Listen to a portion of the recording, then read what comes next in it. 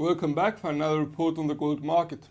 Not much trading activity was observed in the past days on gold's price, with the exception of yesterday, as the market may have seemingly taken some time to digest important happenings. However, looking forward, the unpredictability combined with the abrupt movement that gold is characterized by will inevitably come into play. The idea here is to identify subjects that can cause gold's price to shift and sort them, starting with the most important. Our aim is to provide our readers and viewers with the relevant information to be able to make decisions when trading gold. At the end, our technical analysis will complement our fundamental research to provide a more complete picture of the gold market. The most dominant subject within the media at the moment is the potentiality of a COVID-19 vaccine being released for public use soon. Last week we had Pfizer announcing its vaccine had an effective rate of over 90%, which pushed gold's price lower. In our opinion, gold's first reaction to vaccine developments could be an indication of what is to follow. In the previous days we also saw other pharmaceuticals like Moderna Incorporated providing similar positive outlooks on their own vaccine. It could be said that gold could drop in a bearish sentiment as more headlines like the pre-mentioned continue to flood the market. Vaccines are expected to remain in the epicenter of the media, as they could be approved as an emergency measure trying to control the pandemic outbreak. The market could be currently relying on expectations that the vaccine will be ready for use before the holidays and the end of the year.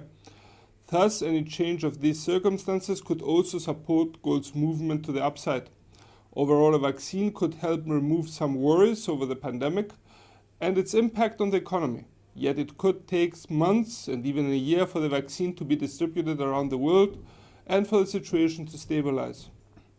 On a more long-term view, gold traders may be looking to make trading decisions according to what the global economy is expected to look like in the next year or so.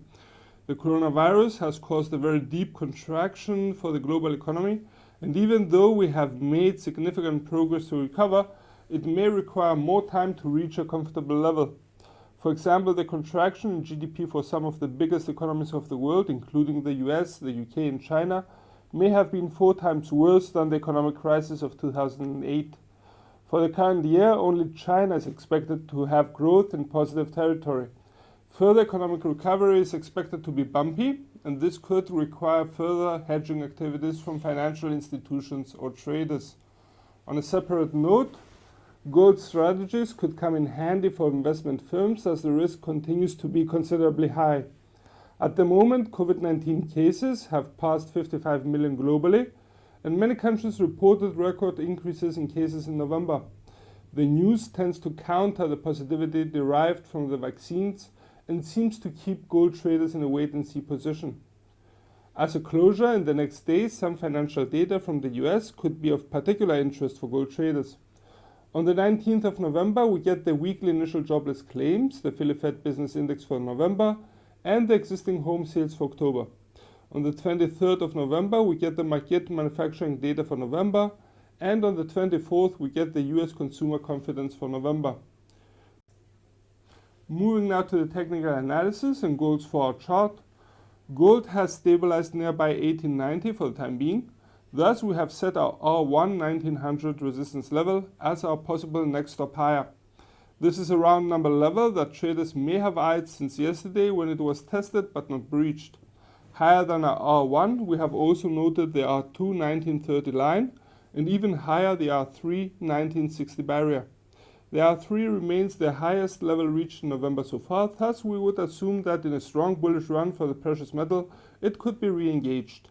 Yet moving to a selling scenario, if the bullion moves lower, then the S1 1865 support level could come into play, as it was also briefly reached yesterday. Lower than that, we would suggest to have in mind the S2 1845 support line, and even lower the S3 1820 hurdle.